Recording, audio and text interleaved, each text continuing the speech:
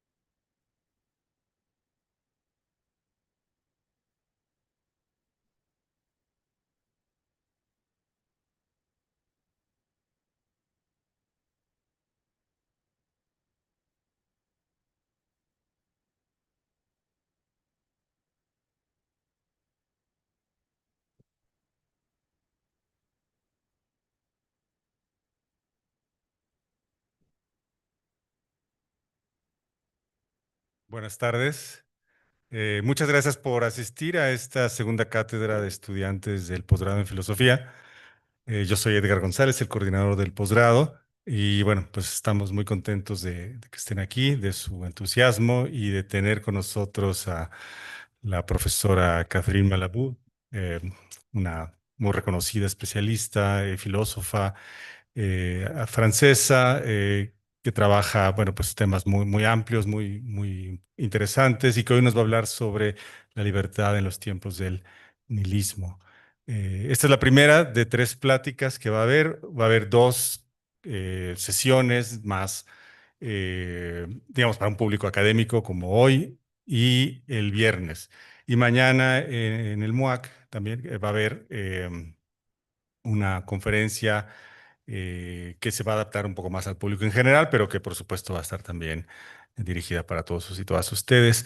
Y el viernes va a ser también en el MUAC, solo va a cambiar la sala, ¿no? El miércoles va a ser hoy es aquí, pero el jueves va a ser en el auditorio del MUAC y el viernes en el Ágora del MUAC.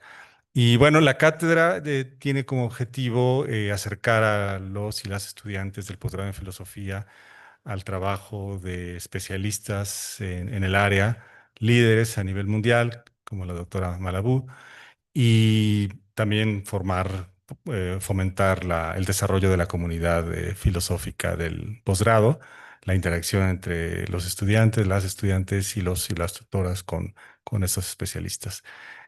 Pues sin más preámbulo, le doy la palabra a los demás miembros de la mesa para comenzar lo más pronto posible con la conferencia. Gracias.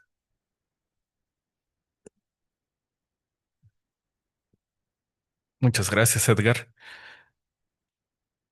Para el Instituto de Investigaciones Filosóficas, que tengo el gusto de representar, es un honor que nos involucren en este tipo de actividades y especialmente tener a una invitada como la profesora Malabou.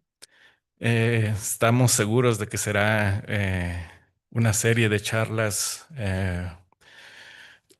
muy interesantes, de mucho provecho para la comunidad del programa de posgrado en filosofía y les damos la bienvenida. Esperamos que sus interacciones con la profesora Malabou sean de mucho provecho. Muchas gracias, Edgar, por hacernos partícipes de esto. Bueno, le voy a dar la palabra a nuestros demás organizadores. No sé si llega el... Yo creo que sí. Este evento se hizo en colaboración con el MUAC. Bueno, sí, yo quiero dar las gracias tanto al MUAC como a la cátedra por dejarme hacer esta especie como de vínculo. Es un proyecto que llevábamos pensando ya muchos años. Las primeras pláticas que Caterina y yo tuvimos fueron hace como 10 años y ahora se hace esto realidad. Igual el MUAC llevábamos varios años como platicándolo. Y nada más darle muchas gracias a la voluntad de hacer que esto suceda, a las distintas instituciones vinculadas a este proyecto. Muchas gracias. Bueno, yo soy Guillermo de Campus Expandido del MUAC. Primero agradecerle a Caterín por su visita. También teníamos muchos años queriendo aterrizar su visita al posgrado, a la cátedra, y también especialmente a Ainhoa, porque digamos es muy discreta en la forma en que lo dice, pero sin la mediación y entusiasmo de Ainhoa no hubiera sido posible esta visita. Yo nada más quiero darles dos apuntes más de organización, pues. El día de mañana, como saben, es la conferencia magistral en el MUAC a las 5. Esto, al ser un evento abierto al público en general, nos lleva a, obviamente, el lugar de los inscritos vía campus y del posgrado está asegurado, pero les vamos a pedir de favor que en la medida de lo posible lleguen unos 15, 20 minutos antes solo para organizar la entrada y que no haya ningún problema con ello, ¿no? El viernes, como ya les comentaban, la sesión se cambió también de sede al Ágora del MUAC. también, esa es una sesión cerrada. Obviamente, si llega alguien más, se le permite la entrada, no hay ningún problema, pero para que también estemos con el tiempo de antelación necesario. Yo en lo personal nada más transmitirles que estoy muy emocionado, estoy muy feliz por la visita de Catherine, particularmente en estos tiempos tan aciagos, oscuros, tenebrosos y demás. Creo que su trabajo, su filosofía y todo lo que ha desarrollado en tantos libros que felizmente cada vez se encuentran más en México nos permiten también pensar por lo menos vías de salida, un poco de oxígeno también para estas conversaciones en común que comenzamos el día de hoy. Entonces, de mi parte sería todo y muchas gracias a todos, especialmente por su participación y su visita. Gracias. Buenas tardes. Primero quiero agradecer a la doctora Caterine Malabum, a todos los presentes. Ha sido una gran recepción para nosotros. El comité académico de posgrado también está muy contento. Fue un trabajo vinculado con la doctora Ainhoa, bajo la dirección del doctor Edgar. Nos esforzamos mucho, la verdad, y estamos muy contentos y esperamos esta serie de charlas sean de provecho para todos nosotros. Gracias.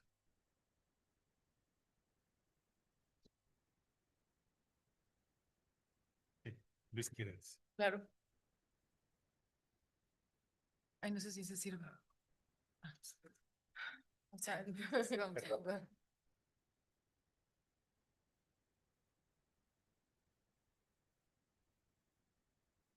Sí, disculpen que tenga que postergar esto un poco más, pero había olvidado algunos agradecimientos.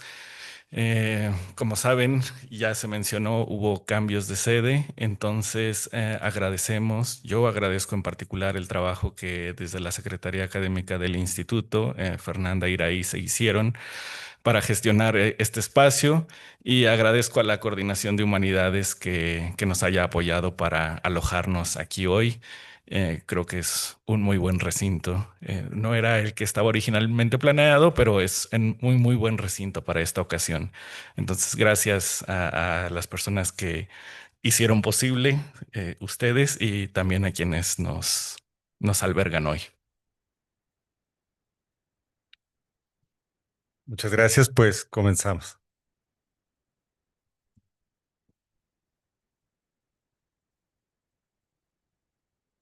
Oops. Like that. The microphone, like that. Okay. Right. Good afternoon, everyone. Okay. First, I really want to apologize for speaking in English. I'm really ashamed of that, but my Espanol no es suficiente.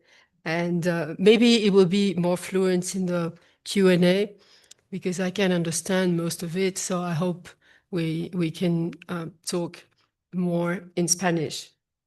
First, I want to thank very vividly the university for inviting me, the students who chose to have me presenting. It's a great honor. It's a great pleasure. It's my very first time in Mexico City. So for me, it's a new world, and I'm very pleased. And I prepared something especially for you. I mean, that's the first time that I address these questions. As the title indicates, I will talk about nihilism today and its relationship with freedom. So I have prepared, as you know, a handout. It's very detailed. So maybe I won't have time to go through the whole thing, but if you want to read it by yourself later on, you can. But I think I will have time to read it all. So in the two lectures I have the pleasure of delivering before you, I would like to reopen the philosophical dossier, what I call the dossier of nihilism, and as a consequence, that of freedom. So I hope that this, as a consequence, will become clearer as my talk unfolds. But let me first explain what I call the philosophical dossier of nihilism. One might consider it a pleonasm, since nihilism is above all a philosophical term. It's a philosophical concept. And nihilism is a properly philosophical question that emerged in the 18th century. People say that the first one to invent that term was Jacobi. But this philosophical question reached its radicality with two major thinkers, Nietzsche, of course, and Heidegger, to whom this first lecture will be devoted. So what is the nihilism dossier, and what exactly is nihilism? What exactly is this philosophical question? So in the word nihilism, we obviously hear nihil in Latin, which means, as you know, nothing, void, emptiness. It's not the non-being. Philosophy has always interrogated the non-being. As we know, Plato brings this interrogation to its culminating point with the Sophist. I suppose you've all read the Sophist, that is devoted to the non-being. And we know that the non-being has always been a fundamental concern of philosophy. But the word nihilism is much more than the non-being. It's far more than just the non-being. Because in nihilism, we hear the tendency toward destruction, dissolution, the dissolution of meaning and of reality, a tendency toward fatalism, a tendency whose enigma has traversed the history of modernity for 3 centuries now. What does nihilism mean? Asks Nietzsche. And he answers that the highest values devalues themselves. The aim is lacking. The answer is lacking to the question, why? He says that in The Will to Power. And he adds, becoming attains nothing. So it means we're not going anywhere, spiritually, politically, ontologically, etc. Heidegger, as we know, has devoted 4 volumes gathered under the single title Nietzsche to understanding and interpreting these declarations. What is nihilism? And Heidegger, as we'll see in the second part of the conference, of the talk, is very severe toward Nietzsche, because he says that Nietzsche's own understanding of nihilism is itself nihilistic, for reasons we'll examine later.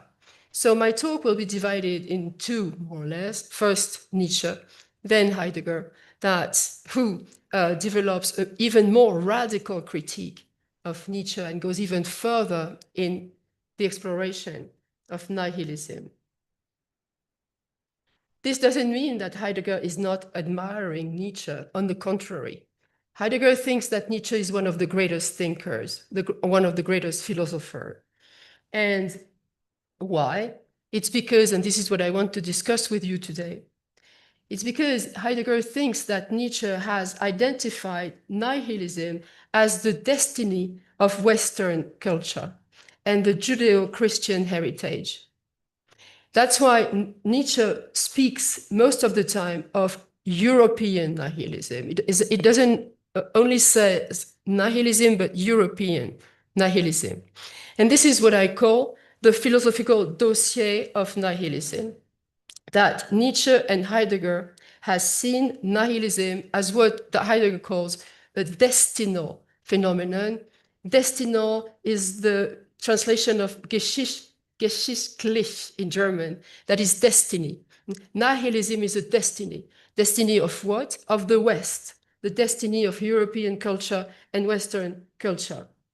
And more exactly, not only European culture, but philosophy, and more precisely, metaphysics. Heidegger will say that, in fact, nihilism, and this is paradoxical apparently, is the deeper history of being itself. So, and this is what we have to understand. Why is that? that philosophy, metaphysics, like 20 centuries of reflection, of questioning, etc., ended up to be called nihilism. So a quote from Heidegger, Nietzsche speaks of European nihilism. European here has a historical meaning, equivalent to Occidental in the sense of the history of the West. Nietzsche uses the term nihilism to designate the historical movement whose reign he was the first to recognize across the preceding centuries, one that was to determine the centuries to come, and whose essential interpretation he briefly defined in these words, God is dead.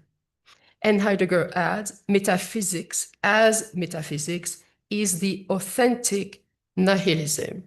Okay, so 25 centuries of philosophy ending in the death of God, which means the death of values, as we said in the beginning, the devaluation of all values. So interpreted in this way, as you see, nihilism appears as a destiny, launched already in the Greek morning and fulfilled in modern times, leading all the way to today's loss of meaning. The destiny of the loss of meaning and substance in morality, religion, and once again, and above all, philosophy. So this is what I've learned in school when I studied Heidegger and Nietzsche. But a problem immediately arises today, because today, thousands of us consider this first quarter of the 21st century to be an explosion of nihilism. And yet, we no longer have the means to think it. Because since Nietzsche and Heidegger, nihilism has ceased to be a philosophical question. I think you'll agree with me to notice that no new, no profound interpretation has been offered of nihilism. Yet the question is still open. Ecological collapse, capitalism, democratic fatigue, wars, disasters of all kinds, poverty. And yet we don't have the philosophical means of thinking about it. The dossier is closed. Who among us would go back simply to Heidegger and Nietzsche in order to understand what's happening today? So I think that today the destinal interpretation of nihilism, that is associating it with the history of the West, and for Heidegger with the question of being, has lost its authority. It has closed the dossier. It has rendered nihilism unthinkable, and this is what I would like to demonstrate today.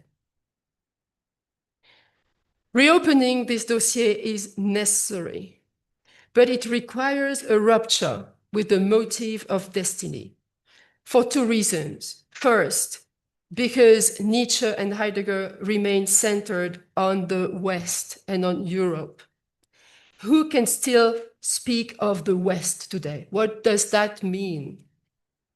And second, because Nietzsche and Heidegger have left aside the political stakes of nihilism. That's why tomorrow or Friday, I will, in my second lecture, develop the political side of nihilism with revolutionary nihilism. So there are, in a way, two nihilisms. The first one, Nietzsche and Heidegger, that is entirely philosophical, and the second one, the political one, that I will explore on Friday. And between them, the lynch point is freedom. Freedom will help me to traverse the two. First, the monument, Heidegger-Nietzsche monument, and the second, the revolutionary nihilism that I will develop with mainly Russian nihilism. Nevertheless, today, I need to explore with you the dossier. I need to go deeply into Nietzsche and Heidegger so that we understand what is at stake, because they are indispensable. It is indispensable to read them on these questions. And in conclusion, I will go back to the reasons why their philosophy is insufficient to think nihilism today. So my first point is nihilism and freedom. Why did I link nihilism and freedom, and how did Nietzsche and Heidegger did that link? In fact, there has always been a strong link between freedom and nothingness. This link is not nihilistic, first of all. It's nothingness in a good sense, so to speak, but we have to understand why, for Nietzsche in particular, the nothingness of freedom has become nihilistic. So why nothingness? Because philosophers since Kant has ceaselessly brought this to light. The form of the categorical imperative in Kant, as you know, is an empty form. Kant is adamant on that point. Freedom has no content. It's an empty form. Self-decision, self-legislation, categorical imperative have no content. They are nothing in a way. I put on my handout a quote, two quotes by Hegel that also repeats the same thing. Hegel says, philosophy is immanent, actual thought, present thought. It contains within subjects the presence of freedom. What is thought recognized belongs to human freedom. So this sentence means, okay, philosophy is freedom. But what is freedom? And he goes on, the highest form of nothingness taken in itself is freedom. It is negativity as it deepens into itself up to the highest intensity, and it is itself affirmation and indeed absolute affirmation. So you see, Hegel says freedom is the highest form of nothingness, and at the same time, absolute affirmation. So how can we understand that? Well, freedom is nothingness because it opens an empty space. But at the same time, Hegel says at the end of his quote that it is affirmation because this empty space is the space for creation, accomplishment, act, realization, meaning. So the nothingness of freedom is really emancipatory because this is what we have to accomplish. We are free to confer a meaning to that void. In a way, Heidegger also associates freedom with nothingness in a positive sense. I put on my handout this famous quote of Being and Time, the essence of Dasein lies in its existence, or freedom is existence, meaning exactly the same thing. You know, we are not predetermined, we are free, which means that our lives opens before us as an empty space, as a nothingness, but it is positive. I also put on the handout a quote by Jean-Paul Sartre, very famous, where Sartre says, freedom is anguished at being the foundation without foundation of values. Freedom is a foundation without foundation. But this nothingness is once again positive. It's not at all nihilistic. But, and this is, we're moving toward Nietzsche, the connection between nothingness and freedom also can take another form. Because violence, domination, colonization, injustice, evil, even the deprivation of freedom are also possibilities of freedom. The devastation of existence is a possibility of existence. History has shown and continues to show that there exists a nihilistic tendency of freedom, an active power of destruction and devastation. Some believe themselves that they are free to do evil, free to dominate, free to starve, to conquer, to violate, to devastate. I took an example on my handout. You all know Peter Thiel, the founder of PayPal, tech oligarch and staunch libertarian, close to Donald Trump. He declared in 2003, but he declares that every day in different forms, I no longer believe that freedom and democracy are compatible. And he adds, I prefer freedom. So This, for me, is a nihilistic vision of freedom, to separate freedom from democracy. And you see, the problem for us today is to make the difference. To be able to differentiate between saying freedom is nothingness, we're free, there's a free space opening in front of us, and to say, I'm free to kill you. But what is the difference? Because in fact, if we are free, we are free. So we can be free of building, creating, inventing, gathering, accomplishing. As Hegel says, accomplishing the highest positivity, we are also free to devastate, to kill, etc. So then Nietzsche, who didn't know Peter Thiel, but who anticipated that, and that's the second point, showed that freedom can become nihilistic, and that the nothingness of freedom can become a nothingness of destruction. And he says, and that's why he associates nihilism with the history of philosophy. He says it starts very early.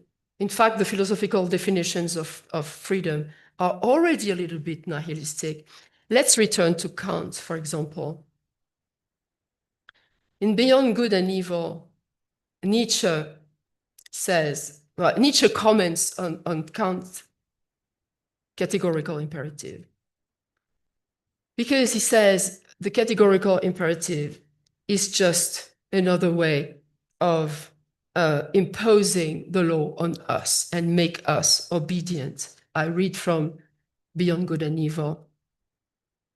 It is obedience that has been most thoroughly and longest inculcated into man, and consequently, it might really be considered their innate need.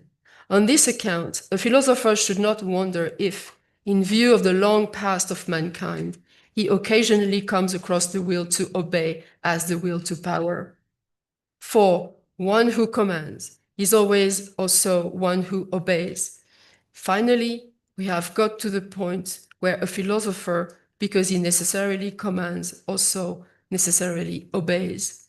So Nietzsche says in the categorical imperative, we find the double logic of commanding and obeying. So freedom makes us obedient, and that's the beginning of nihilism. And we know that Nietzsche condenses in this "you must" the entire weight of the morality of slaves. So the nothingness of freedom, Nietzsche was the first one to decipher in the nothingness of freedom a logic of power, obedience, and commanding. The problem is that this imperative, this commandment, is losing its authority. Nietzsche says that's the paradox. The more powerful freedom seems to be as an imperative, the least powerful it becomes. Another quote from The Will to Power.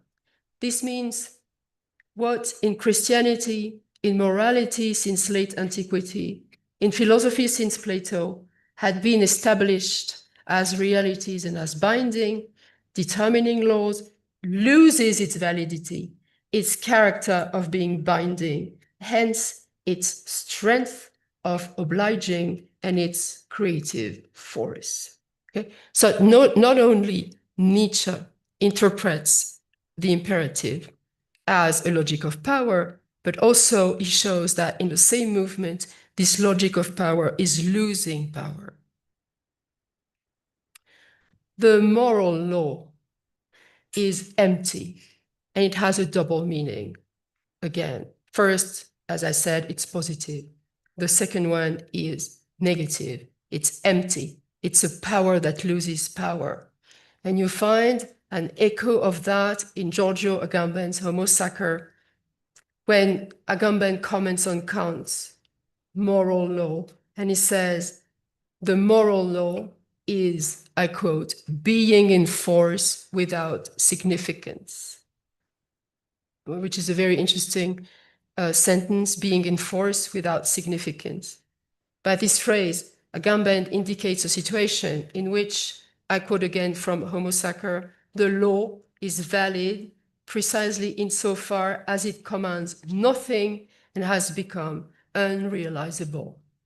So you see, this is the ambiguity of freedom, that on the one hand, as I said, is nothingness in a positive sense, but on the other is such a nothingness that it is purely empty, unrealizable, it commands nothing, and it can be anything.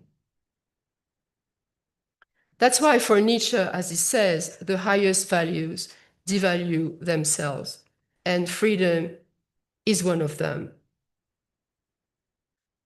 As you know, Nietzsche is all about values. Once again, he says nihilism is values devaluating themselves. What is a value? How can we call freedom a value? What is a value? You know, when Nietzsche talks all the time about values.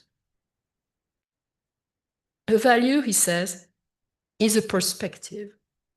It's a way of seeing things, a gaze that weighs and precisely evaluates.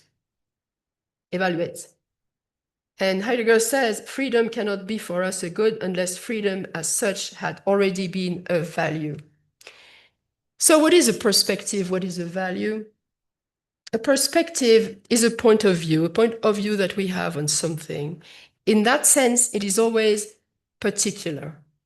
A value is a standpoint from which the whole is given, but which itself is not the whole. But how can freedom be a value? That's a profound question that Nietzsche asks. The Kantian moral law, the categorical imperative, cannot be seen as a perspective because moral law is necessarily universal. The autonomy of the will is the ancestor of the will to power. And what does the will want? Nietzsche says the will wants to go beyond itself. It wants to expose itself as far as possible. So in that sense, freedom cannot be just a perspective because it is universal. The problem is that freedom, when it is defined as an absence of standpoint, is itself a standpoint, a perspective. That's why Heidegger notes that freedom is a standpoint of the absence of standpoint, or the point of view liberated from every point of view. In other words, what in the West, what in philosophy we call the universal, for Nietzsche is just a point of view. And that's a problem, that we can only look from an angle. This is what Nietzsche says. Everything for us is a value because everything we think, everything we do, everything we believe in is just a particular point of view. It's a way of seeing things through an angle. So I put several quotes on my handout. Everything accessible is only accessible from a perspective seen under an angle. What is nihilistic in freedom is that philosophers have affirmed that, once again, freedom was universal. But in reality, the absence of standpoint, the universal, does not exist. That is why what has happened in philosophy is that philosophers have been trying to go as far as possible in the definition of the universal, in the definition of freedom as the absence of perspective. But in the end, what happened is that they ended by seeing nothing. In fact, wanting to see the universal ends up in a void because the universal does not exist once again. The true world, Nietzsche says, recedes ever further away, and the suprasensible becomes blurred. That's why, and this is another quote by Nietzsche, the suprasensible, what Kant calls the inconditional of freedom, etc., has not only been dethroned from its supreme rank to be relegated to the lowest, it has sunk into the unreal and the void.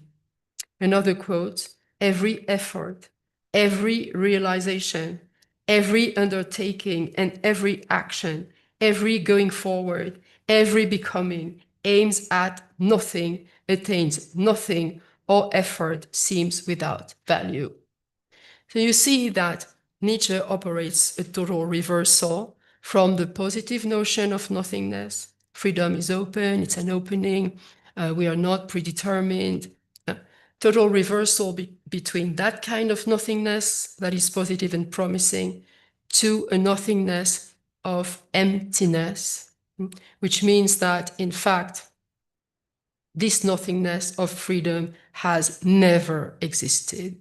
We are never universally free. We're always free from a certain point of view. And this is what the philosophers haven't seen.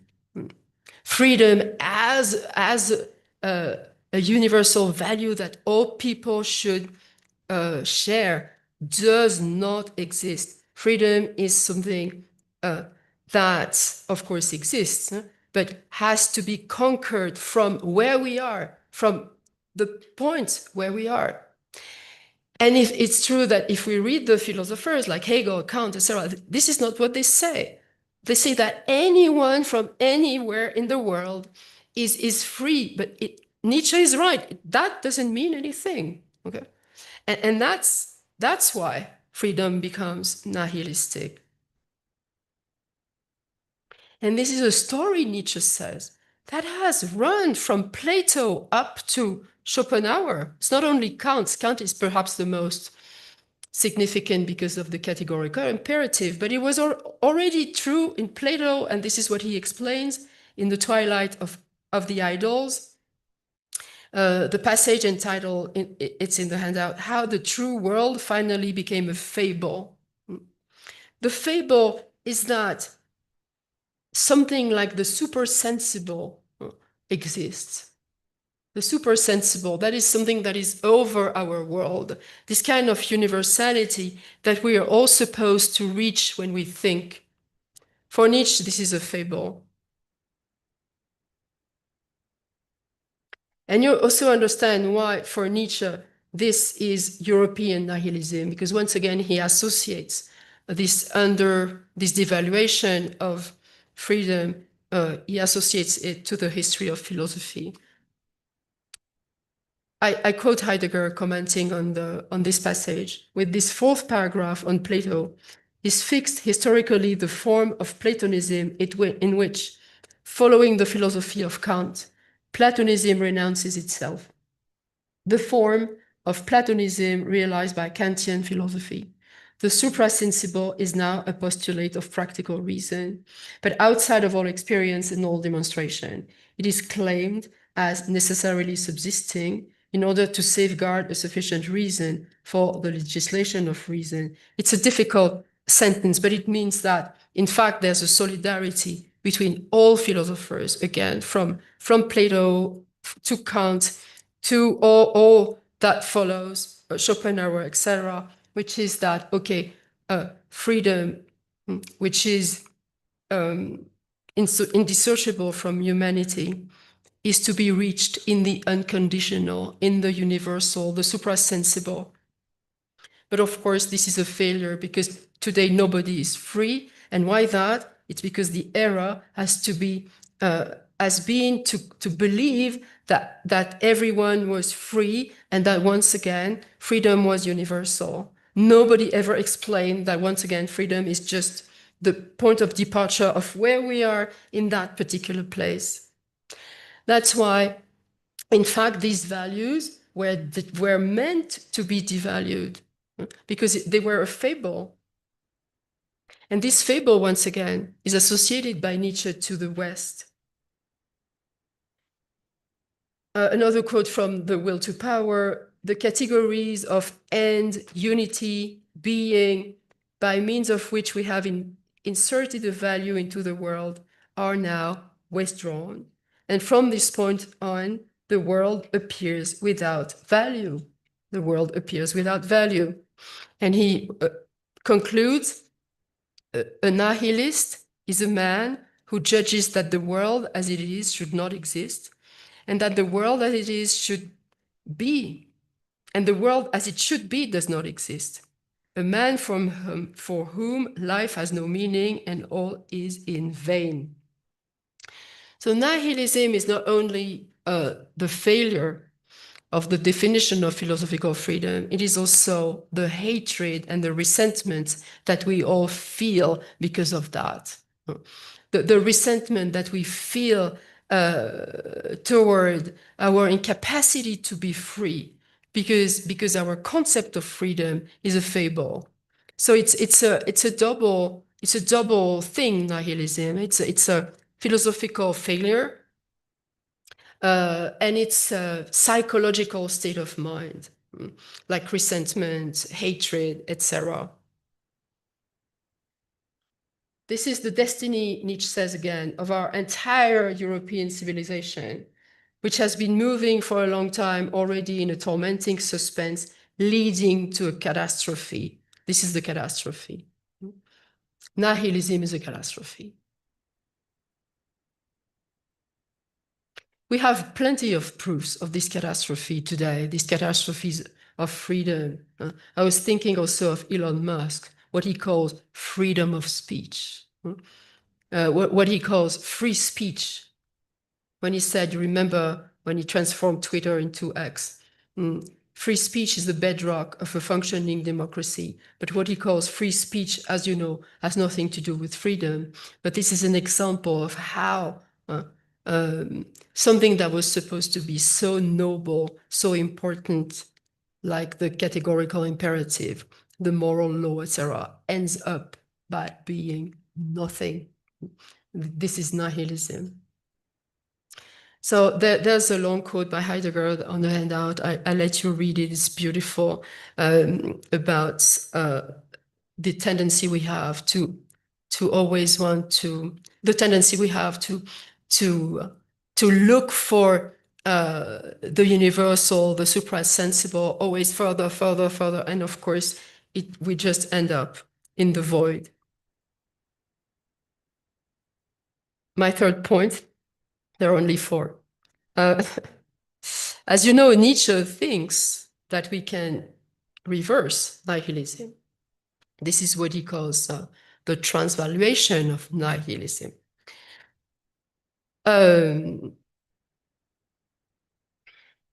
This is all the problematic of the artist philosopher. So it is possible to invert nihilism and to invent new values, and to invent them like an artist invents a work of art. And so all the metaphors of the artist, philosopher, the philosopher with a hammer come here.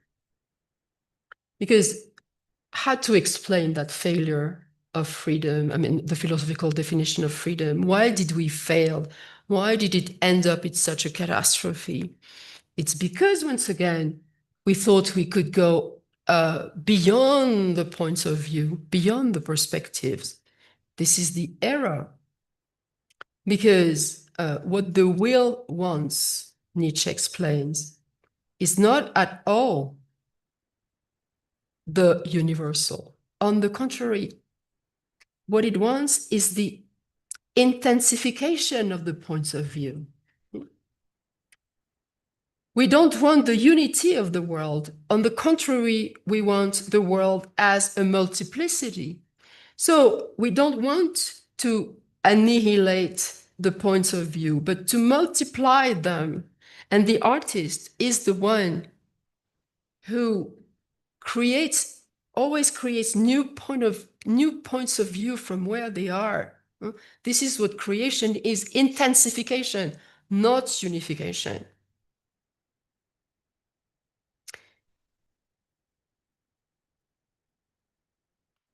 So it's not about universality, it's about power, but understood, the will to power. Power understood as the multiplication of points of view, the multiplication of perspectives. Just like in a work of art, you have several ways of seeing it. No, you wouldn't say this work of art is universal, because a work of art is never something like, it doesn't tell you the it tells you a multiplicity of possible gazes. And this is how Nietzsche thinks we should overcome nihilism in order, he says, to feel stronger, to be able to infuse some meaning in the world once again. And I, of course, refer here to the beautiful book by Deleuze, the Nietzsche, by Deleuze, where Nietzsche insists so much on the multiplicity of points of view, etc. So what we have to become familiar with again is the notion of perspectives.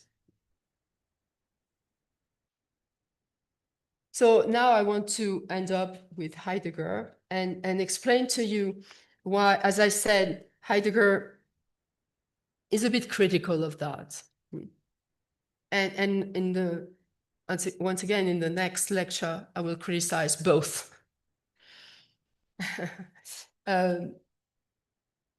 So you understand why I told you in the beginning it needs to be criticized, because paradoxically, Nietzsche speaks from a point of view which is Europe.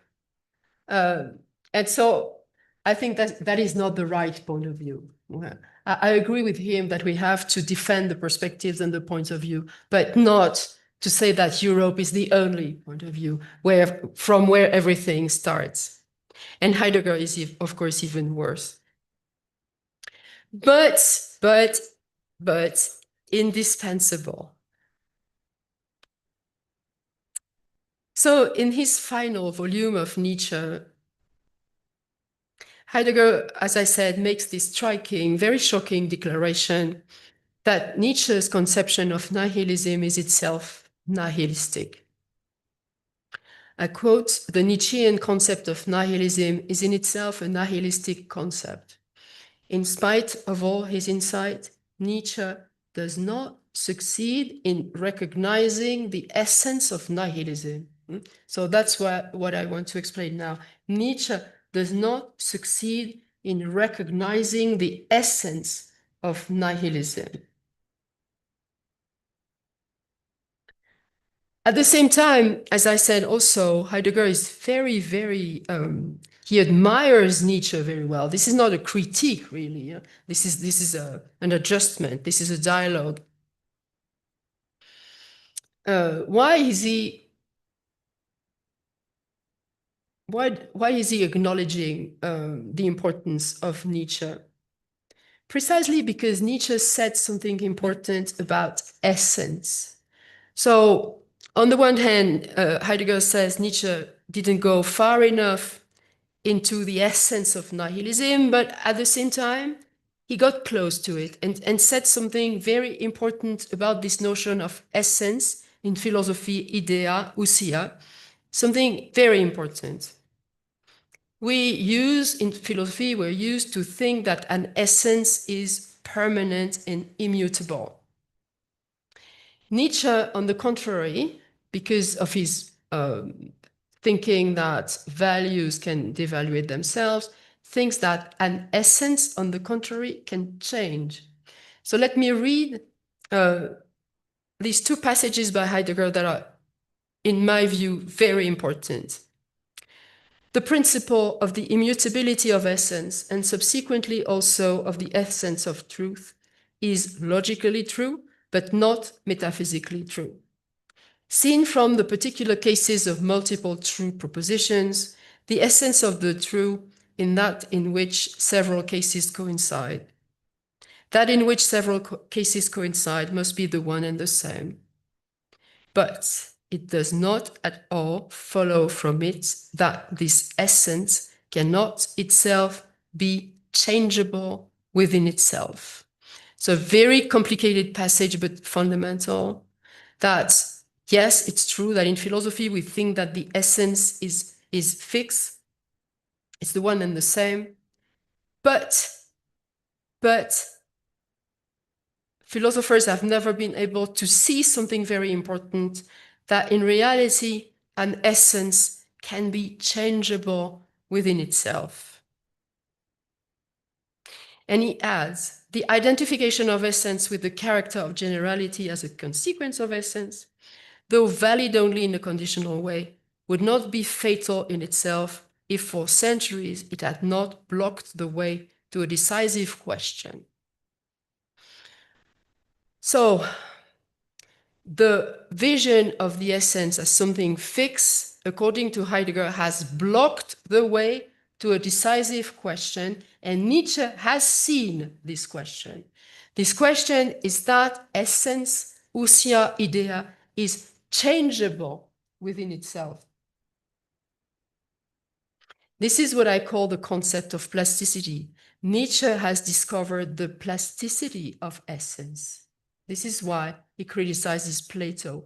No, an essence is not immutable. An essence can change. The proof is, for example, that freedom doesn't mean the same thing today that it used to mean in Kant's time. So the values are changeable. The essence of things is changeable. Can go both ways. Changeable in the bad sense of the term, like values devalue themselves. Values change in a bad way, they become nothing. But it can be positive as well. We can change the essence of things because essence is plastic. So Nietzsche has seen that. That's why he could write about nihilism. What is nihilism? It's just an affirmation that things change, but in the bad way. But we can also see that they can change in a good way, artist, philosopher, etc. But what Heidegger says is that Nietzsche did not draw all the consequences of this affirmation. Nietzsche had, if you want, a kind of apprehension of the plasticity of essence, but he didn't go far enough into the understanding of it because he did not, well, Heidegger, as you know Heidegger, he did not ask in a correct way the question of being.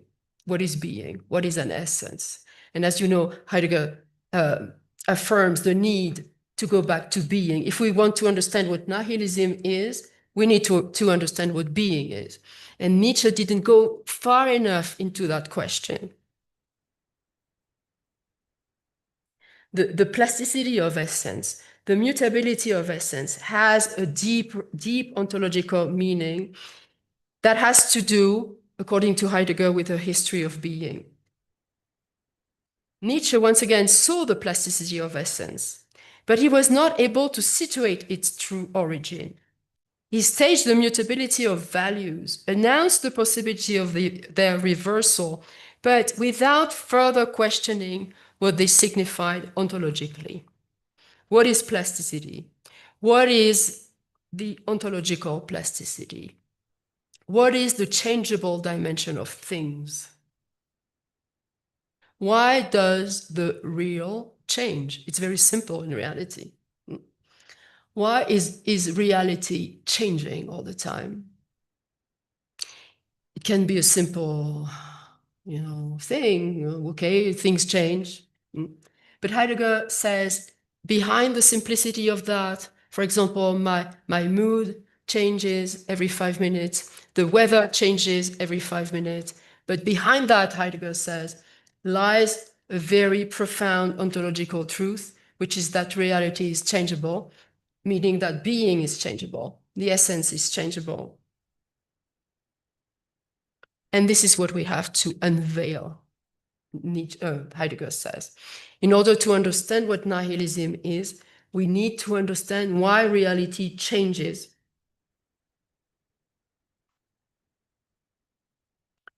Very briefly, you know that Heidegger makes a profound difference, a decisive difference between beings with an S and being with a capital B, which itself does not exist.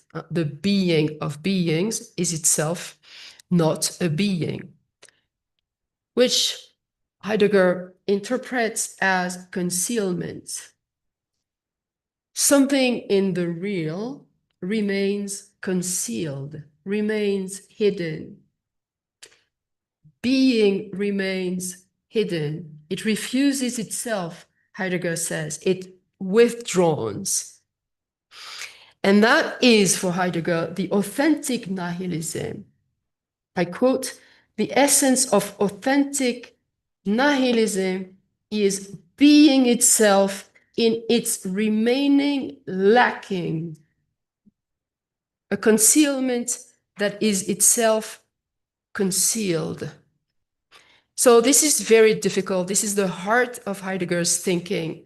But what we have to understand is that if essence changes, if reality changes, if plasticity, if things are plastic, it's because there is no foundation, there is no principle, there is no fixed structure of the world. Why that? It's because what should be the foundation, the structure that is being itself, hides itself, conceals itself. So in fact, it is like a house without foundations. That's why reality is always changeable. But for Heidegger, this is not bad, this is not good, this is what is. Nothingness for Heidegger is being itself. Being can only be nothingness because being is not a being, which means that it is nothing. It just consists in its concealment, its withdrawing. So he says to Nietzsche, it's not only a question of value. It's not nothingness. Nihilism is not only because values become devaluated. It's because something behind all values is lacking. Nothing has any foundation. Being is lacking. It has abandoned us. In fact, and this is what we have to understand from Heidegger, is that freedom comes from an abandonment. Freedom is not just nothingness in the sense that, oh, we have the life, a life in front of us and we can invent anything. Or freedom is not only nothingness in that sense. Freedom is not only nothingness in the sense of Elon Musk or Peter Thiel. Freedom is abandonment. We are alone. We are abandoned by all kind. Well, we are without all kind of foundations. Because being is nowhere to be found. Being is concealed. So what we have to think about, what philosophy has to be confronted with today, is this absence of foundation.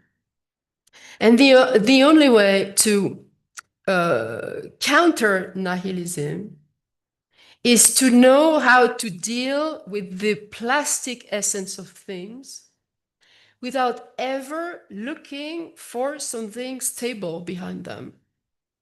Is to renounce stability, is to renounce foundation. This is what I call anarchism in a way, ontological anarchism. To renounce, to find anything like, oh, I need to cling to this or that, etc. And in order, well, in Heidegger's view, Nietzsche was still too much in that kind of quest. Heidegger says to call the philosopher an artist is still a way to cling to something, as if art was the foundation that we needed. No, we can't rely on any foundation. This is what Heidegger calls the enigma. The enigma is ontological abandonment. Nothing is fixed, nothing is stable.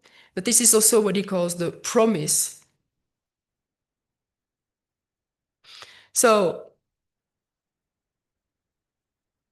he says that, yes, we have to deal. I'm almost finished. I'm moving toward my conclusion, which is that, yes, we have to deal with the mutability of things, with the plasticity of things, without ever trying to anchor it in any form of fixed foundation, even art. Heidegger says we have to encounter being in its withdrawal. In fact, we need to encounter abandonment, which is a very, very strange expression, but it means that our freedom is to be found in this solitude, in this abandonment, in this incapacity in which we have to find foundation, and this could be freedom. Heidegger says also to inhabit the space of concealment. Poetically, you know, his insistence of poetry, etc., etc.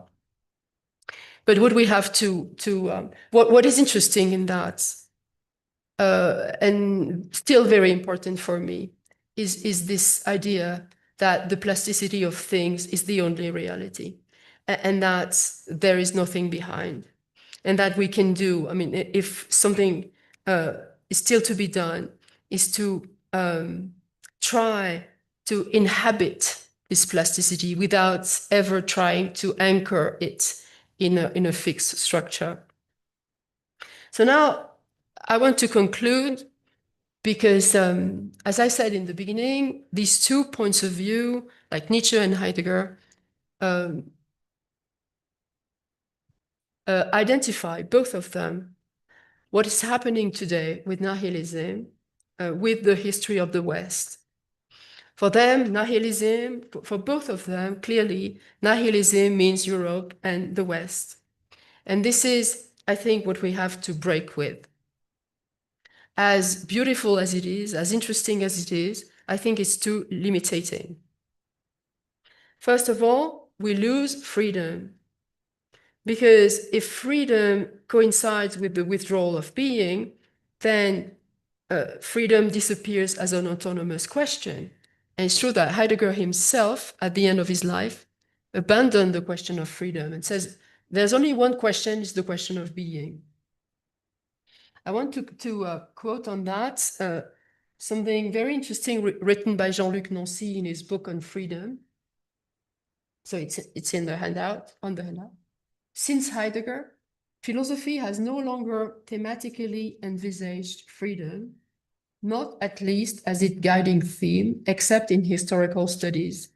But in fact, it is in Heidegger himself that an interruption occurs.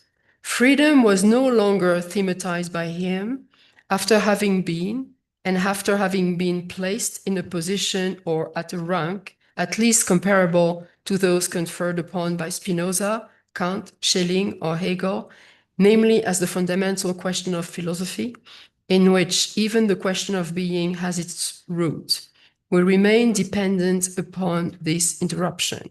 So what Nancy says here is that because being is so important for Heidegger, freedom is in a certain sense absorbed in the history of being, and it is true.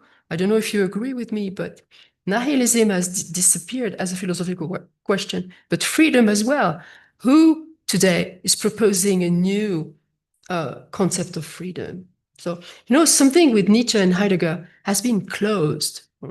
The question of nihilism as the destiny of the West, and freedom as well, because it has been absorbed in Nietzsche by the history of nihilism and in Heidegger by the history of being. So I believe that the idea of destiny of the West is responsible for the double exhaustion of nihilism and freedom. Certainly, this idea was indispensable. It is true that it's difficult to criticize these destinal conceptions. Of course, freedom, nihilism have something to do with Europe and the West.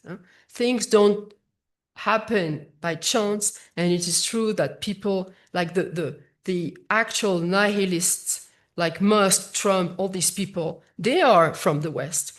So in that sense, there is something absolutely true in what Nietzsche and Heidegger says. something in the Western civilization has created that. But at the same time, I think it's too limited. And that's why the dossier is closed. That's why nobody has reopened it. It was because it was too particular. And I think we must bring an end to these destinal visions. I remember Derrida opposed the Heideggerian concept of destiny. He opposed the concept of destinérance, meaning destiny, but wandering at the same time. Like there's not one destiny, but several destinies together. So it is true that Nietzsche's and Heidegger's view have tightened world phenomena around the West without giving place to other cultures. And so that's why I think that we need to read these philosophers and at the same time reopen what they said and enlarge it to other points of view. As Jean-Luc Nancy again very rightly says, and that's the last quote, we must learn to exist without being and without destination, to lay claim neither to beginning nor to recommencement nor to conclusion either. Let's get rid of the notion of destiny. This is what might open the way to a new thinking of the link between nihilism and freedom as a political link that I will try to expose after tomorrow and interrogate the possibility to reconfigure nihilism and freedom otherwise. Thank you.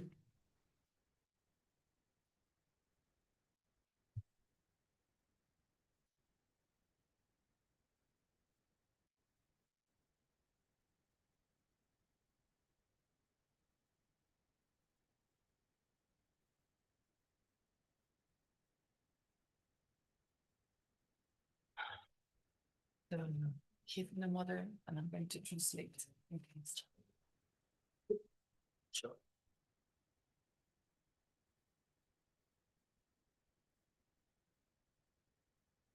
Thank you, doctora Catherine.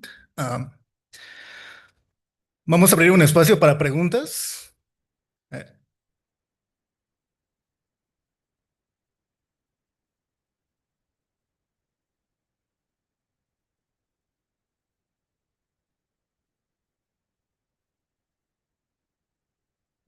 Hi, my name is Carlos Gomez Camarena, and thank you for the talk.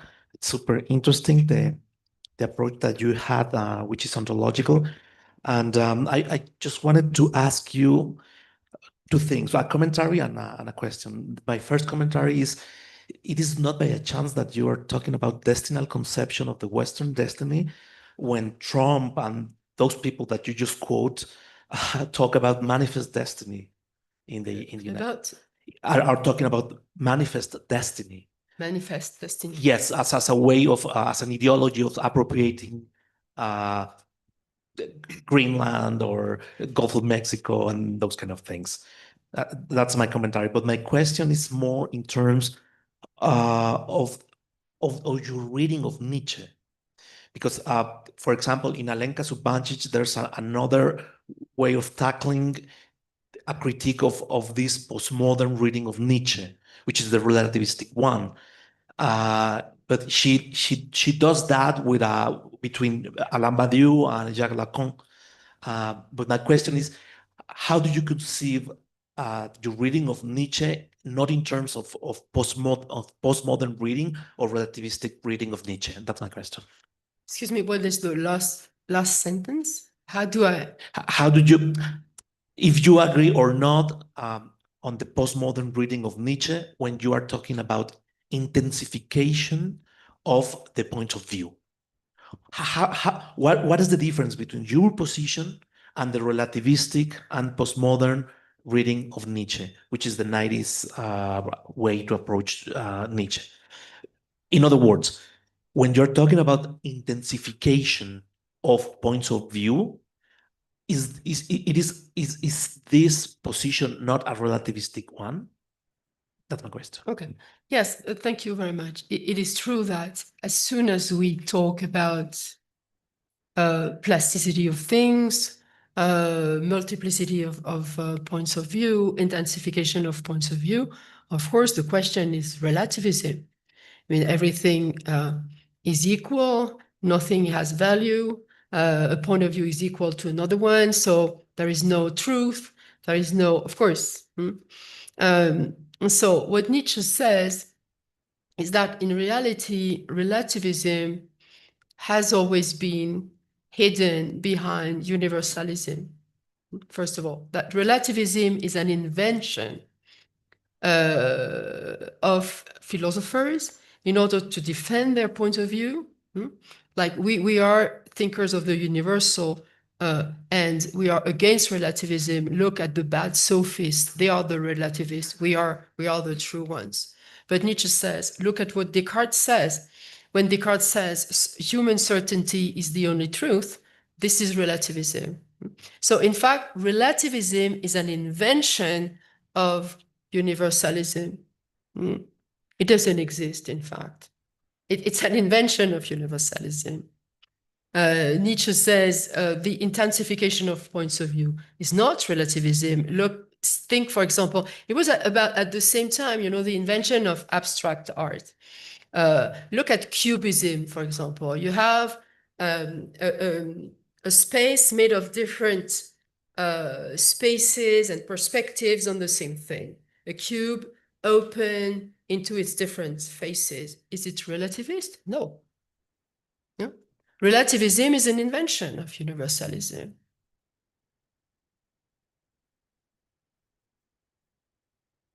Gracias. ¿Alguien más? There are 3 questions. Maybe we start with you and then you and then. Thank you very much for these interesting lecture and questions, because I think that many things have been left open for further analysis and further discussion, but the provocation is big, the provocation to think what is happening and what can philosophy do in terms of reflection about what is happening. So I wonder, in what sense is it necessary to think contemporary evil from nihilism? Because we can be very violent, I mean, not we, because when I say we, I don't know what we are talking about. As you said, or as I interpret what you said, Europe is a fiction, and we all know that this is a fiction, a political fiction, whatever. What I want to say is that some communities have been able to destroy whatever, to annihilate whatever, without the need of nihilism. I mean, this is the history of humanity. If we think, just brief example, the invasion of America, what was here was annihilated and destroyed with law. And there were many courts where these things were legitimized from a metaphysical and also a Christian point of view. So what I want to say is, in what way to think what is happening today from the perspective of nihilism could help us understand better that there have always been some societies that are able and that legitimize the use of violence against the others, and because reason and law has always been able to be used in this way. So that is one question. Then another one, and I was just wondering, what is the relationship between the idea of good and evil and the ultra-sensible world? Because this is in the very root of nihilism. And I was thinking that maybe the moral law and the politics and society have never really been founded in the idea of good in a metaphysical way, that this is an ontological and metaphysical question, that everything tries to go to the big good or whatever, or the ultra-sensible, but that there has always been a gap between the moral law, politics, and metaphysics and the idea of good. And then when you were talking about plasticity, I was thinking that change is not the same that lack of determination. And then this lack of determination, then I started to think, what is the experience of nothingness? Because of course we can ask the question to a thing, what is the thing? And we can experience how the thing changes through time. And this thing about change and time is different, a completely different problem. But then how can we experience nothingness? And it brings me to this very, I don't know, fundamental question. What am I? Talking about freedom, because I think this question, what am I, really brings us, or the one that asks the questions, to a true descent. I mean, to go to the abyss. And if we can experience this lack of determination, this nothingness as a profound void, although that sounds as a contradiction, then this idea of freedom, I don't know, may appear in a different light. And then I don't know if, thinking about destiny, the death of God was necessary. I know that destiny doesn't mean only this, but I was thinking, but the death of God was at a certain point necessary. It needed to happen. And now we are, of course, living in the shadow of the death of God. But of course, then I say we, and I don't know who is living under those conditions or presuppositions or whatever. And well, I have more questions, but I don't want to take the microphone. Thank you very much. Thank you, but I don't think I will be able to answer all of them. I want maybe to focus on the first one, which is, yes, what is the difference between what's happening today and, for example, the conquest of of Mexico, for example, yes, but colonization, all the evil that has been accomplished in the name of I don't know what, good values, etc. Why? What is the specific experience of nothingness today and of nihilism today? Well, I think precisely all the discourses of legitimation are failing. There is no serious legitimation of anything today. For example, the negation of the climate crisis, the negation of the utility of vaccination, the politics of immigration, of course, are covered more or less by some sort of discourse. But these are not discourse of legitimation. These are just ideological hiding of, in my view, pure power, pure destructive power that I assimilate with nihilism.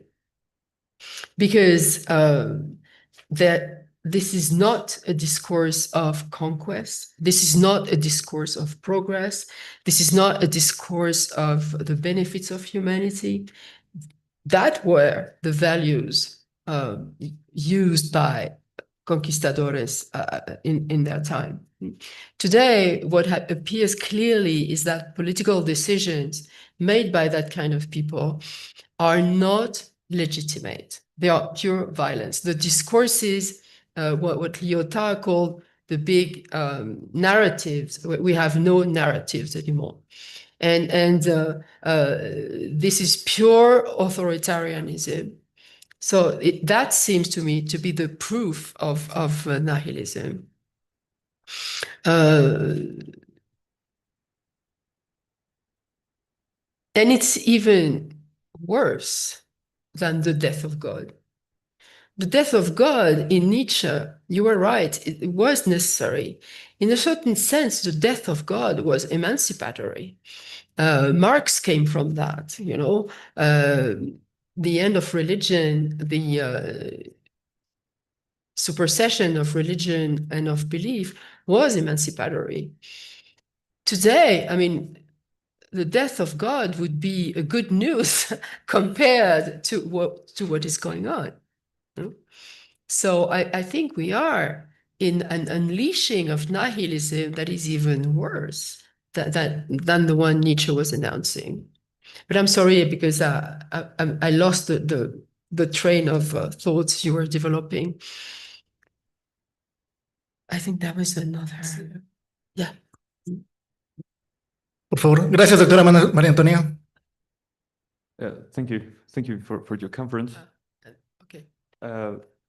It was very illuminating. I just have two brief questions. You talked about nihilism, but I want you to give your opinion about Camus' absurdism, because I thought in this nihilism with changing essence, there's nothing we can hang upon. But I think Camus says, yes, the world is absurd, there is no meaning, but we can put a meaning into it. That's the first question. The second question, it would be, what do you think this meaning would be?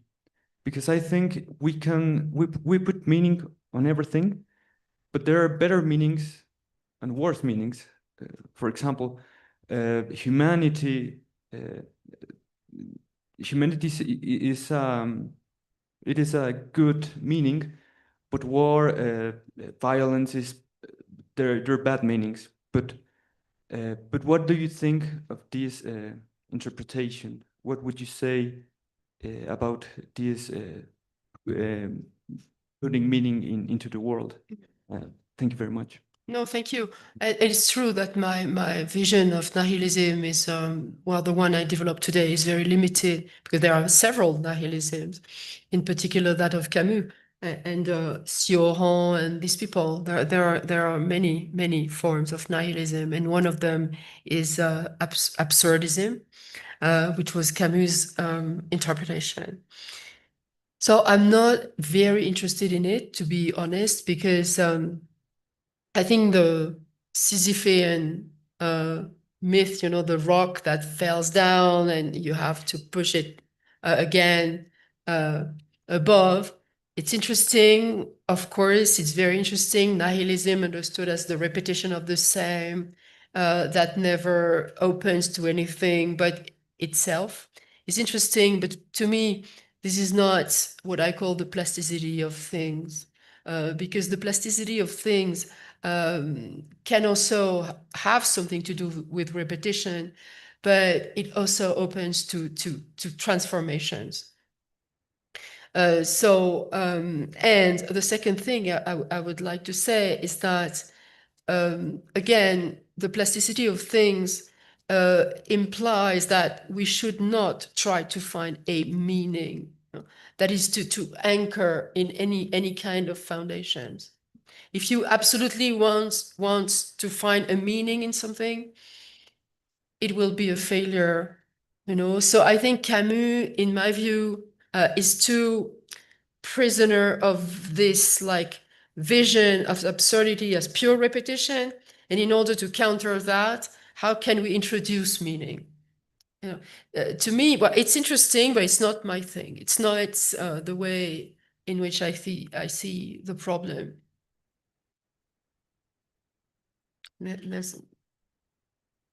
No, she was first. I mean, Aquí.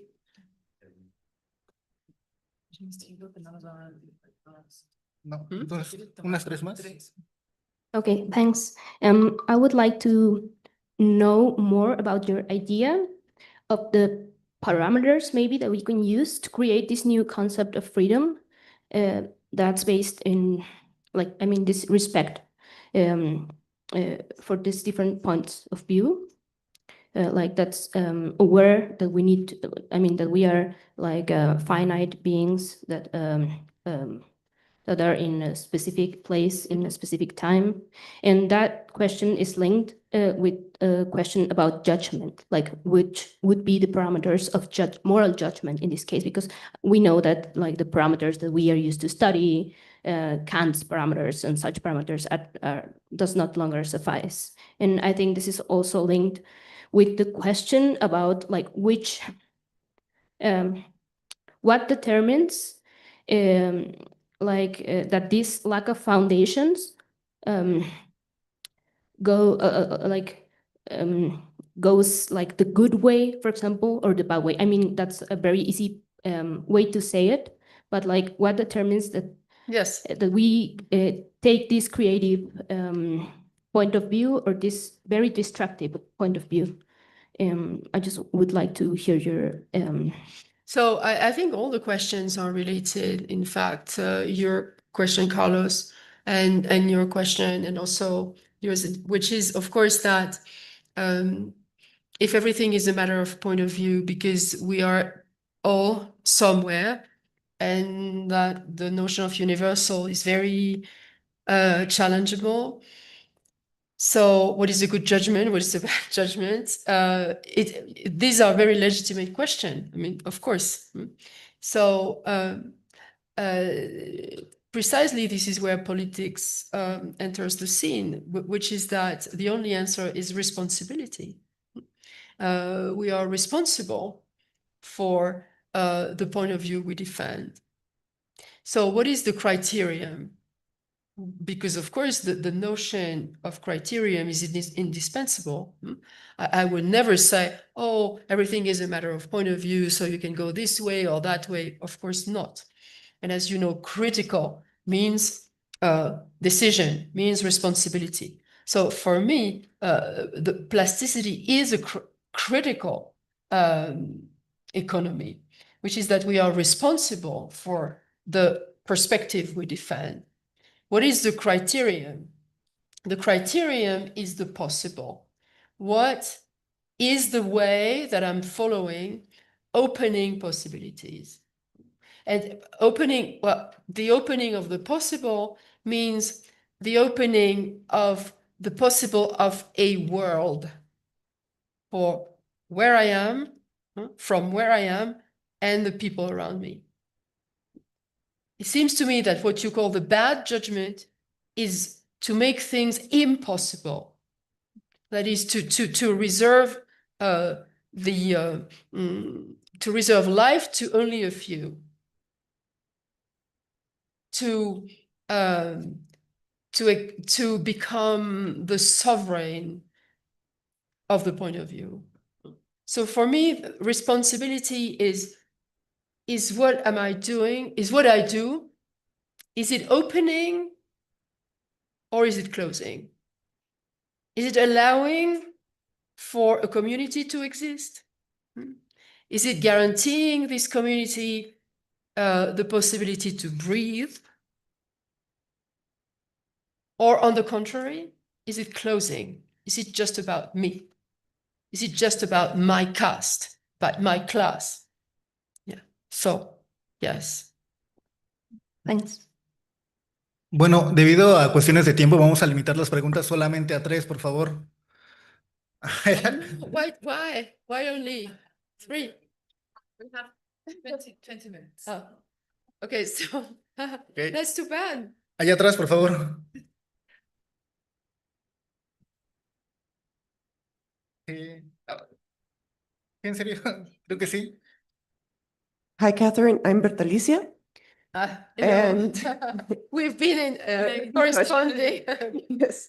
And you brought up personal responsibility right now. And my question is vis-a-vis the relationship between nihilism and psychoanalysis, and if nihilism is possible without the idea of the self and the death drive. So that's a very good question.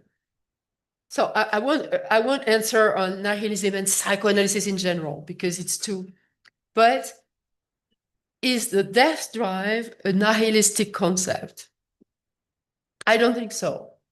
I don't think so. Many people interpret it as a pure trend to destruction, annihilation, sorry. But I think it can also be creative, constructive, because sometimes the eros, the life drives, are even more destructive. So, I would need time to develop, but I think that Freud says that the life drives are sometimes more destructive than the death drive, and that in the death drive, there's a place, that there's a clearing for freedom. But I would need more time. But thank you. This is a very good question. Gracias. So, creo que por aquí, por favor. And this person. Okay. So 3 more. Ya creo.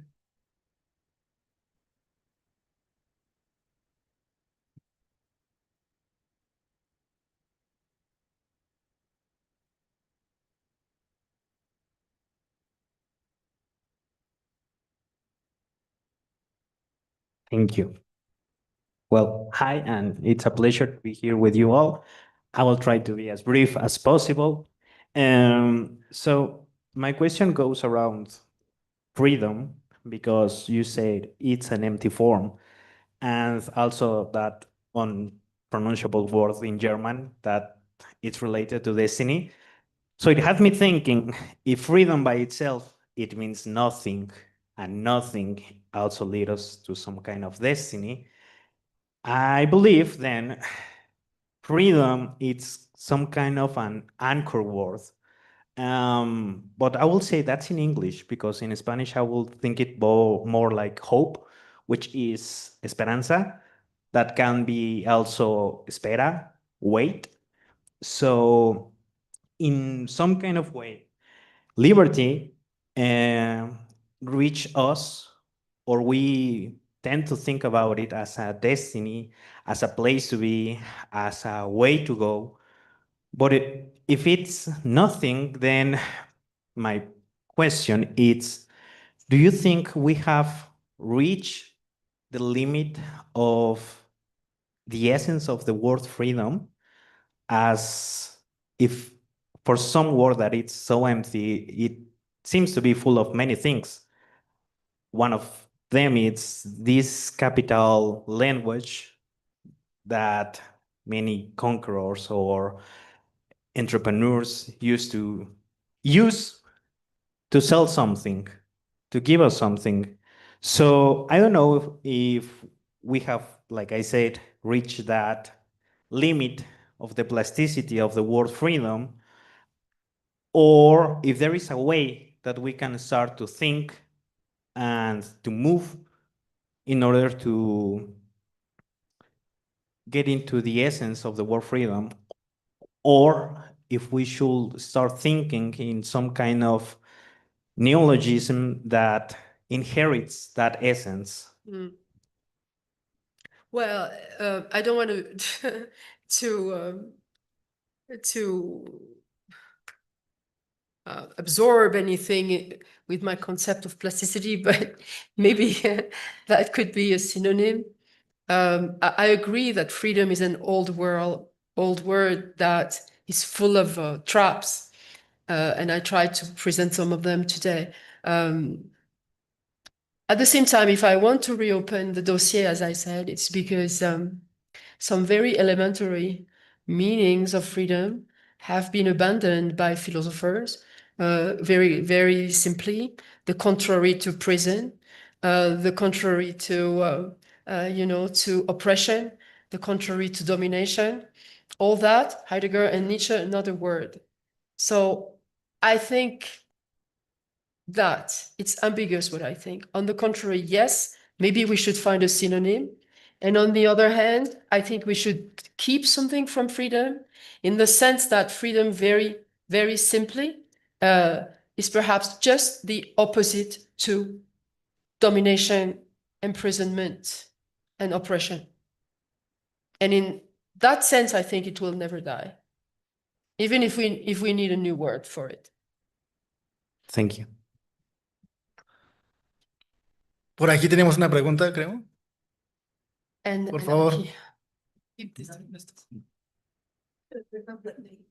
Yes, yeah, you were asking for a long time.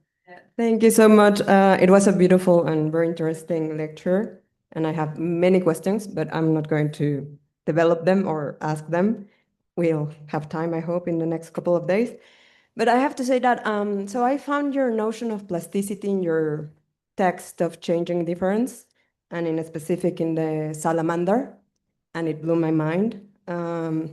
So today I understood something else that was some kind of ontological turn in relationship with essence and reality. But I also, I mean, because of your other work, that plasticity is also part of beings, all beings. And I was wondering if also part of things, and if that doesn't mean also a turn, not so much an ontological term, but more like a materialistic turn. Mhm. So what happened with the materialistic and the matter in itself with this idea of plasticity? And I mean, I think that that is important in terms of political and ecological issues today. And of course, aesthetics as well. I mean, like thinking in the objects and the beings, and that transform an ontology more into materialist kind of. Yes, but you know, thank you very much. It has always been materialistic for me because I'm working in both, and I'm trying to reconcile them in very ontological like questions, but also very material problems like the brain, for example, like biology. Like for me, it has always worked hand in hand. So it's true, you're right, that today I was more into things. And I do think that the real, in its generality, not only biological, not only, maybe what I've been doing was too limited to the living beings. And maybe I'm trying to enlarge it to non-living being, to inorganic things. You're right that maybe this is becoming even more materialistic. And I do think that, yes, mutability is the destiny of all destiny in the sense of destiny of everything that is, yeah. Gracias. ¿Alguien más? Ah, por favor.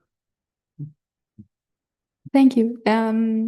So as you may know, this seminar is open to people from diverse backgrounds. So in my case, I'm not from philosophy, so I'm gonna try to make a question from another field. And also thank you for being very clear on the trail of arguments that have guided you to question Nietzsche's and Heidegger's point of view on nihilism and how it leads to plasticity. And in this sense, I wanted to comment that in my case, the concept of loss of essence led me to think about Walter Benjamin's The Work of Art in the Age of Mechanical Reproduction, because in it, he delves into the problematic that arises from copying many times an artwork. For example, taking photographs or making miniature replicas. And I wondered if there is a connection between putting like a new value onto artwork and the loss of aura, or maybe resignifying it. And in this sense, I wanted to try and make a connection with how relevant it is in political terms when an artwork with no words starts making sense in a political background, such as we are living now with the war in Palestine and many, well, as you know, the situation. So, for example, today I saw that a mural from Bansky that only had a judge, striking someone with a pamphlet, with a blank pamphlet, was starting to being erased from a wall. I don't know where, but somehow that single image was resignified by many without any word. And like there is a common sense that we know why it is being shut down. And I wanted to ask you if there was any connection between your work and this, at least Walter Benjamin's yeah, work on the loss of aura or the resignification of artworks, depending on different backgrounds. Thank you.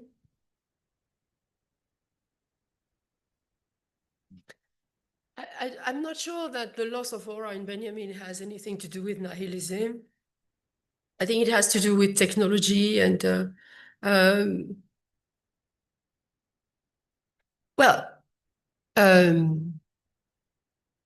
anyway, what I was trying to present today with Nietzsche is something else than the loss of aura. The death of God, the devaluation of values, the loss of meaning, etc., is not the loss of the auratic. It's not that. It's not the loss of shine. It's not that. It is something much more, because in Benjamin, the loss of aura is meaningful. It's not at all an absence of meaning. It's another side of meaning. It's not nihilistic. So that's why I wouldn't put Benjamin in the same dossier, as I said. I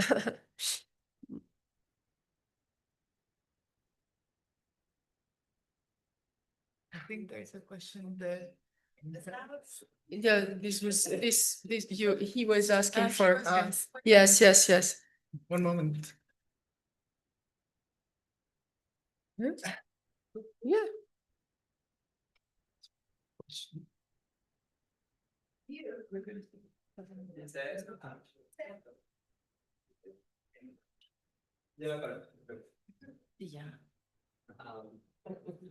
I'm embarrassed right now. First of all, thank you. I became acquainted with your work with Professor González Valerio, so I'm really happy to have you here. And I guess that what I wanted to ask you about is this.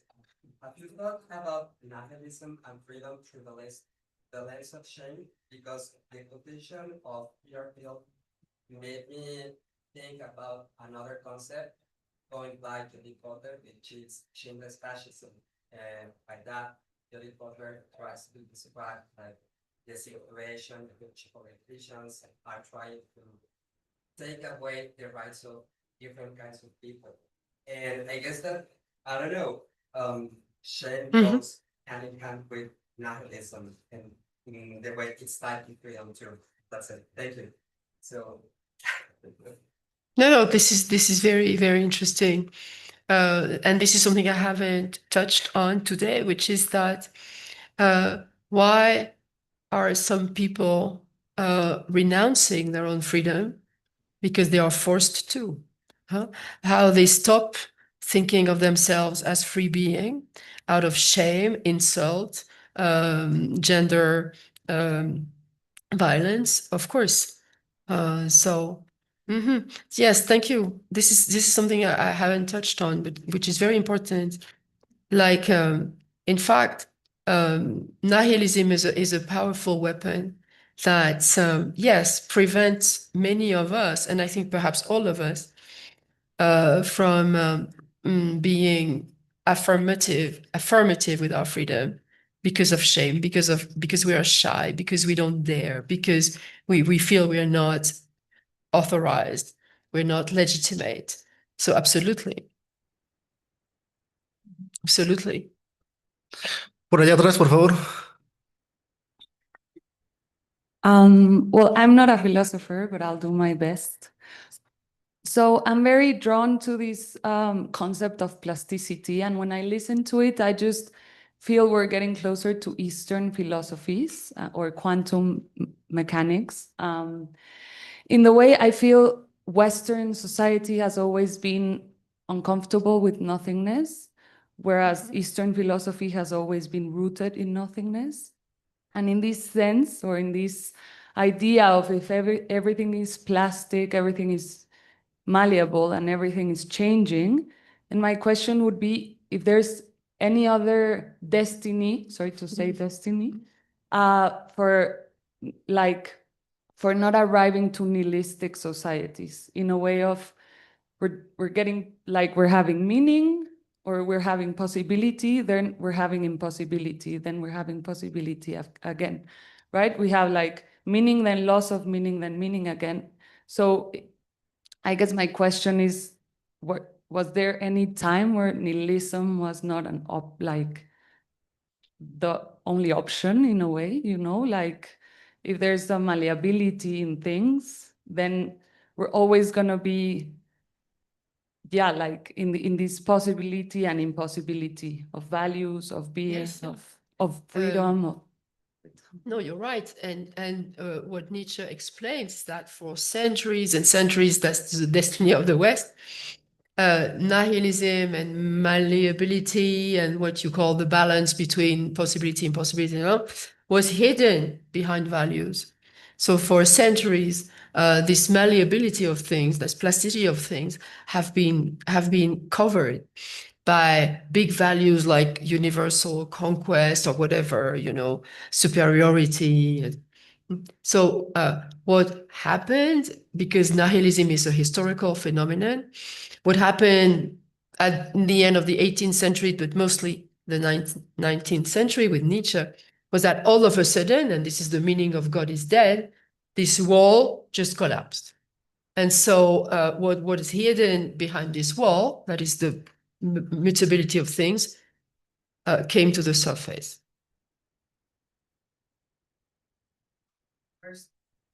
Yeah, that was the only reality. That was the only reality. Absolutely. So the problem has become, since then, how to deal with it. Is it possible to invert it? This is Nietzsche, like artist, philosopher. Is it possible to ontologize it? This is Heidegger, and say, okay, we can only deal with withdrawal, or is there other political possibilities? But yes, all of a sudden, the curtain has disappeared, and we are faced with this constant, with what you described, this constant. I feel that Eastern have always talked about it. I wonder, you know, we should not idealize. Yeah, but you have also a Buddhist nihilism. Well, this is all the commercialization of the Dalai Lama and all that. You know, I'm not sure that nihilism is just, you know, in the West. But this is another discussion. ¿Alguien más había levantado la mano? Por favor. But you were this person. If there's somebody else.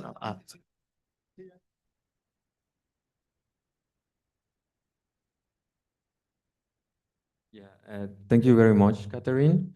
I have this question because you speak about how liberty open empty spaces and how in these empty spaces one can intensify these multiple points of view.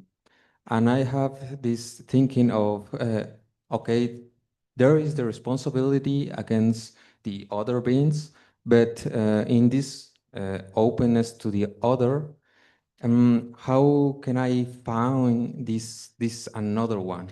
How I am thinking in the same matter as self, how I am thinking this subjectivity, for example. So you speak over plasticity, over things, and this plasticity, it make me think, for example, we are in a not anthropocentrical point of view, and that means, for example, the anarchism of Rainer Schurman, for example, is a good example. Also in spirituality, Nishitani, which also take these lectures from Heidegger, or maybe Guattari with the deep ecology movement. So with all of these conceptions in mind, what is about the subjectivity, for example, no? What we're thinking about the subject in this new concept of plasticity, because you also speak of these new forms of materialism. So I'm really curious about your standpoint of view. Very interesting. Thank you very much. I should have said that, of course,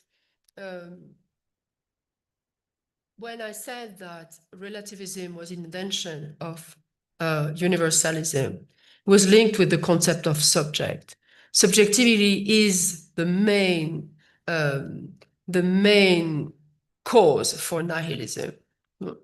Because the subject, and the first critique of the subject in philosophy came from Nietzsche. The subject is a point of view that thinks it is the whole. As you know, Descartes defines the subject as an I, and at the same time as all possible I's. So the subject is this kind of turning point between universalism and relativism. So if we want to think beyond nihilism, we definitely have to leave the notion of subjectivity behind. Because subjectivity is necessarily a deceiving notion. The subject is precisely the linchpin between universalism and relativism. Egoism and totality. So if we go that way, we are lost. I mean, this is a failure. This is what Nietzsche explained.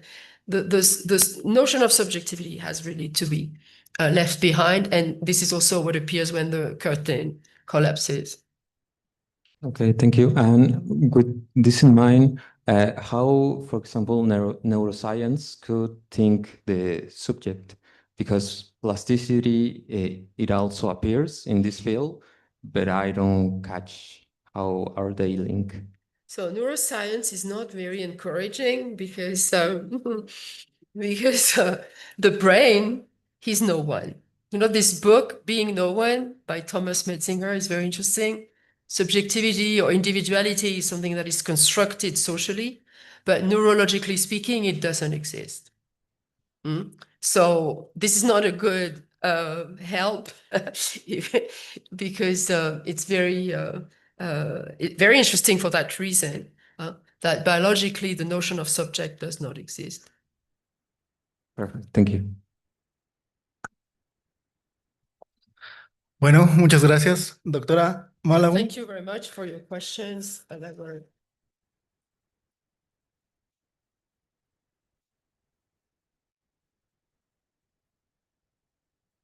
Doctora Catherine Malabun, thank you for the presentation. We are very happy with you. See you tomorrow. It's good to hear. And Ainhoa, nuevamente gracias. Ha sido el puente para que esta cátedra se haya dado como se ha dado. 3 días maravillosos que podemos seguir platicando, igual con Guillermo en el MUAC, y esperemos igual la participación de todos ustedes. Nuevamente, gracias. Gracias.